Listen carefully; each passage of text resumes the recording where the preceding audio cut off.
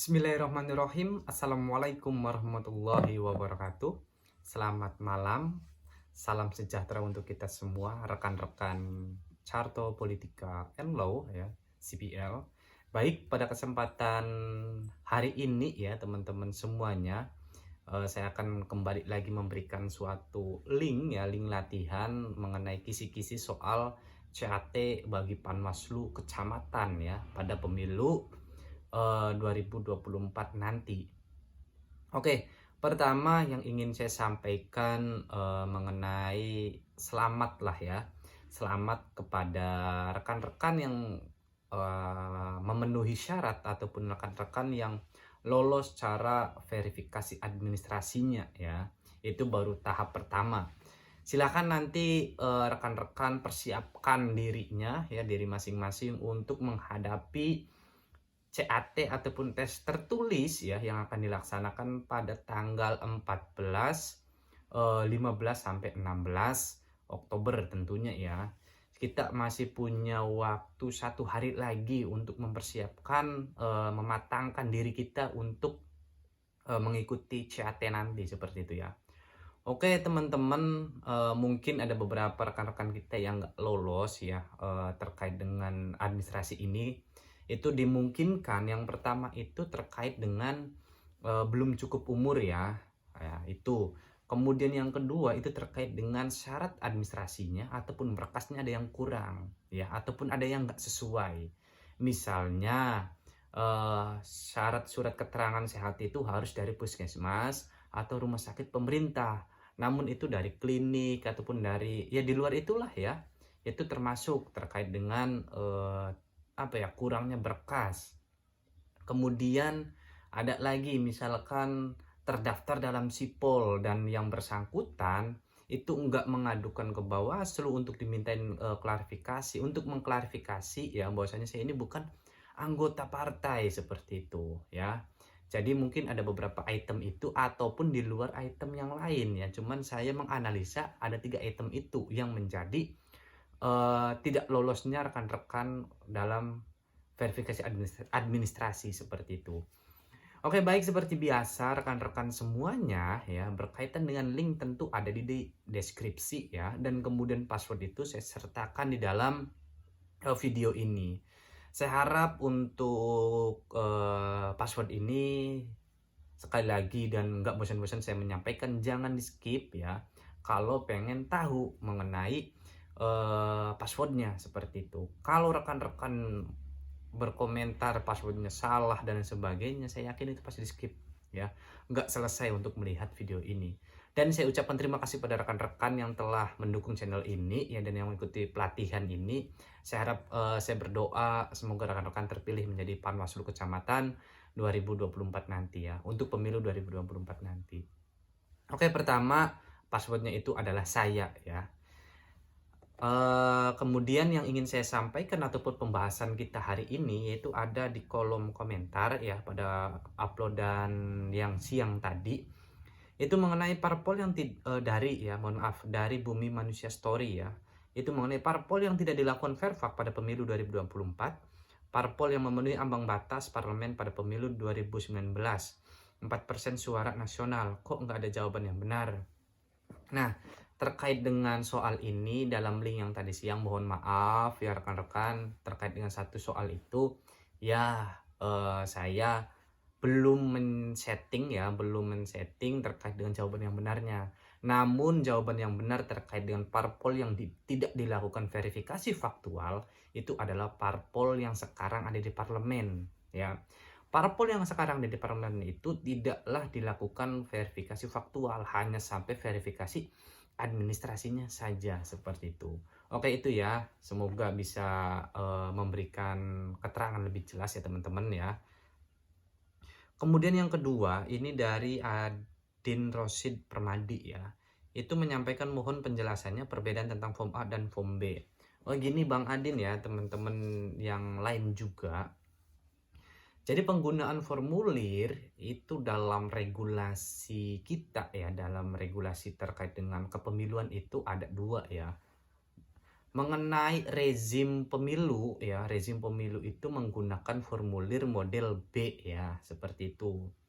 Itu berdasarkan Perbawaslu nomor 7 tahun 2018.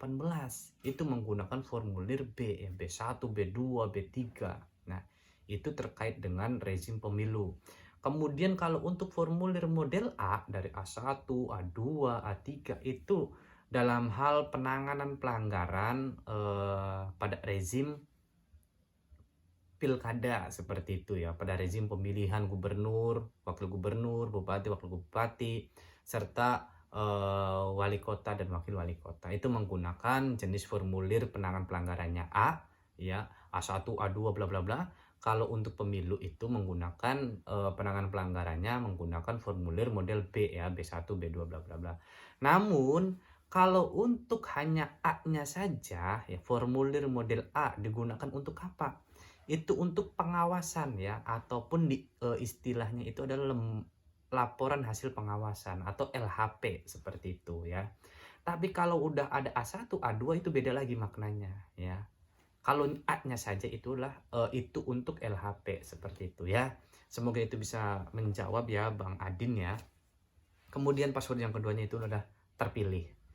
Oke, ada pertanyaan lagi di dalam grup ya, di dalam grup kita ya, Carta Politik and Law, itu mengenai pembentukan anggota Panwaslu, kelurahan atau desa dan pengawas TPS ya dilakukan oleh ya. Kenapa ini yang menjadi pertanyaan diskusi di grup juga ya. Kenapa yang benarnya itu adalah kelompok kerja Panwaslu kecamatan ya. Jadi gini, kalau untuk kewenangan membentuk ya, mengangkat dan memberhentikan itu kewenangan dari Panwaslu kecamatan. Namun kalau untuk pembentukan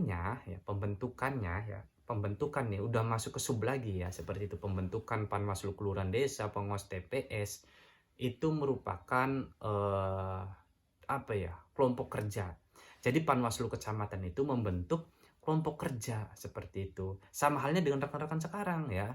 Rekan-rekan sekarang ini kan bahasanya? Itu kan ada Pokja itu ya. Kelompok kerja di Bawaslu Kabupaten Kota itu membentuk kelompok kerja, dan mungkin teman-teman kalau teliti ya, kalau diperhatikan itu kan yang memberikan pengumuman, kemudian ketua Pokja seperti itu ya. Itu perhatikan di situnya teman-teman ya. Jadi terkait untuk pembentukan lembaga pengawas pemilu tingkat ad hoc itu adalah kelompok kerja. Kalau untuk lembaga pengawas pemilu yang sifatnya tetap permanen itu adalah tim seleksi. Perbedaannya di situ. Coba rekan-rekan juga dibuka Perbawaslu nomor 19 tahun 2017 ya. Di situ diatur ya. Dan terkait dengan kelompok kerja Panwaslu kecamatan itu ada di pasal 10 kalau nggak salah, 10 ayat 2. Nah itu teman-teman ya. Semoga bisa membantu menjawab juga yang lain ya, teman-teman kita yang lain. Karena kalau untuk pembentukan ini mungkin terkait juga dengan kewenangan kayak gitu ya.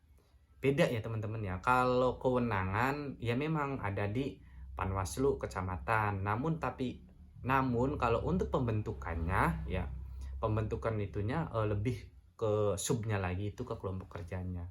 Mungkin itu ya terkait dengan penjelasan mengenai pembentukan badan ad hoc seperti itu. Oke, kemudian ada lagi dari siapa ini ya? Itu di grup lagi, yaitu mengenai peraturan Bawaslu mengenai tata kerja dan pola hubungan pengawas pemilihan umum mengatur mengenai ketua Panwaslu kecamatan bertugas sebagai divisi. Nah, di sini yang ada di penjelasannya, yang ini ada penjelasannya enggak ya? Atau di Perbawaslu 3 2022 adakah, karena aku enggak nemu di pasal berapa atau ada rujukan lain. Oke, password yang ketiganya itu adalah Panwaslu ya teman-teman ya. Oh gini, saya jelaskan semenjak adanya Perbawaslu nomor 3 tahun 2022 ini sedikitnya merubah tata kelola hubungan di tataran lembaga pengawas seperti itu. Salah satunya itu terkait dengan hal ini ya. Kalau dulu mengenai ketua itu bisa divisi apa saja ya. Tapi kalau sekarang berdasarkan Perbawaslu nomor 3 tahun 2022 itu ya, diatur dalam pasal 51 kalau nggak salah ya, pasal 51 ayat 2 itu kalau nggak salah ketua Panwaslu kecamatan itu harus mempunyai tugas di divisi SDM seperti itu ya. Kalau saya keliru, silakan teman-teman cek lagi ya, kita review lagi terkait apa yang saya sampaikan ini. Seperti itu. Makanya terkait dengan Perbawaslu nomor 3 2022 ini masih menyesuaikan gitu di beberapa kabupaten kota ya. Namun kalau kita berbicara mengenai regulasi ya, itu ya apa ya bahasanya? Sejak diundangkannya suatu regulasi itu ya maka itu dianggap berlaku dan semuanya orang, mohon maaf, dianggap semua orang itu mengetahui dan berlaku seperti itu ya bahasanya. Jadi ya mau nggak mau ya kita harus tahu dan itu yang harus dilaksanakan seperti itu. Password yang ke berikutnya itu adalah 2022 seperti itu. Oke, mungkin itu saja yang bisa saya sampaikan. Mohon maaf apabila ada suatu kesalahan dan kurang jelas mengenai penjelasan ini, ataupun ada permintaan dari rekan-rekan untuk mengenai pembahasan hal yang lain, silahkan. Pada prinsipnya kita sama-sama belajar ya teman-teman ya. Kalaupun ada kurang jelas, mari kita diskusi di dalam grup saja ya. Mohon maaf atas segala kekurangan dari saya ya. Tentu kekurangan itu banyak di saya ya. Kita belajar bersama-sama ya, kemudian ya kita mencari titik temu solusi dan sebagainya lah ya mengenai seputar dunia kepemiluan. Mungkin itu saja yang bisa saya sampaikan. Mohon maaf apabila ada salah kata dan salah penjelasan dan kurang jelas. Saya akhiri, wallahul muwaffiq lishawab. Wassalamualaikum warahmatullahi wabarakatuh. Password terakhir itu adalah underscore. Terakhir kalau bisa sembari ngopi ya di malam terakhir untuk bukan malam terakhir, malah malam sebelum terakhir dalam persiapan CAT-nya.